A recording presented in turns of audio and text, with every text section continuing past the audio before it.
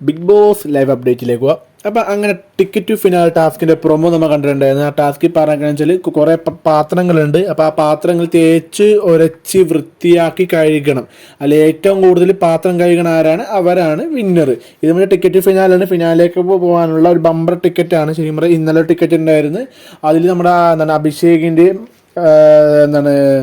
അഭിഷേകിനല്ല, സിജോവും അപ്സരയും സായി ഇവരുടെ ടീമാണ് ജയിച്ചിട്ട്. ടണൽ ടീമാണ് ഇന്നത്തെ ജയിച്ചത്. അത് എന്ന് പറഞ്ഞാൽ സോപ്പിട്ട് ഉരച്ച് സോപ്പ് തീർക്കുക, അതാണ് ടാസ്ക്.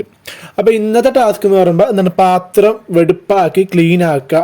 ഏറ്റവും കൂടുതൽ പാത്രം വെടുപ്പാക്കണ ആരാണ്, അവരാണ് ജയിക്കുന്നത്. അപ്പോൾ ഈ ടീമിൽ ഒന്നാമത്തെ കാര്യം, ഈ ടാസ്ക് എന്ന് പറയുമ്പോൾ അമ്മാതിരി ഇച്ചിരി ടഫ് ടാസ്ക്കാണ്. എളുപ്പമല്ല, ഭയങ്കര ബുദ്ധിമുട്ടും ഭയങ്കര ടഫായിട്ടുള്ള ഒരു ടാസ്ക്കാണ്. ഭയങ്കര കഷ്ടപ്പെടണം.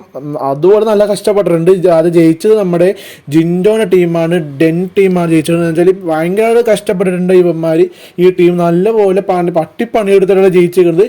ഇതിൽ 16 പാത്രങ്ങളാണ് ഇവർ ക്ലീൻ ചെയ്തത്. എന്ന് വെച്ചാൽ ഓടിപ്പോണ പാത്രം എടുക്കണം, കഴുകണം, ബക്കറ്റിന് വെള്ളം എടുക്കണം, കൊണ്ടുവന്ന് തേച്ച് കുറിച്ച് കഴുകണം. 16 പാത്രങ്ങളാണ് ഇവരെടുത്തത്.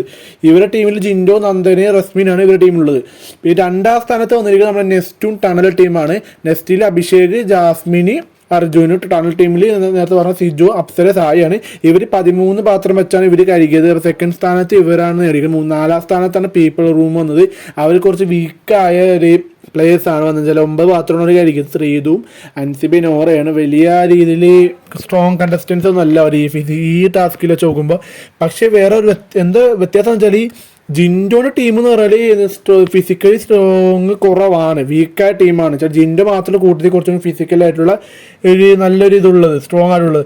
ബാക്കി എന്താണ്, നെസ്റ്റും ടണൽ നോക്കിയാൽ അതിൽ അഭിഷേക്, അർജുനുണ്ട്, മറ്റേ സിജോ ഉണ്ട്, സായി ഉണ്ട്. ഇതൊക്കെ നല്ല പവർ സ്ട്രോങ് ആയിട്ട് കളിക്കാൻ പറ്റിയ ആൾക്കാരാണ്. എന്നിട്ടും ജിൻഡോന്റെ ടീം, ജിൻഡോനെ ഏറ്റവും സ്ട്രോങ് കളിക്കാൻ നോക്കണം. ബാക്കിയെല്ലാവരും വീക്കാണ്. എന്നിട്ട് ജിൻഡോന്റെ ടീം 16 പാത്രം, ഇവരെക്കാളും 3 പാത്രം മേലെ കഴുകി.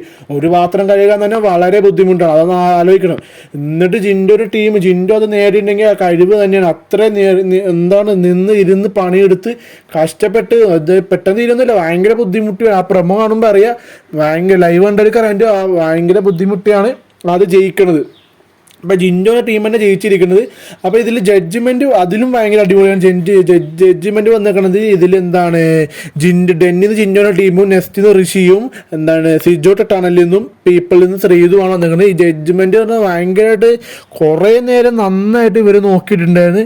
ഒന്നും വിട്ടുകൊടുത്തിട്ടില്ല. നല്ല പോലെ പക്കയായിട്ടാണ് ഇവർ നോക്കിയത്. എല്ലാം ചെക്ക് ചെയ്ത് നന്നായിട്ട് അടിപൊളി ടാസ്ക്കാണ് ടീമറിൽ.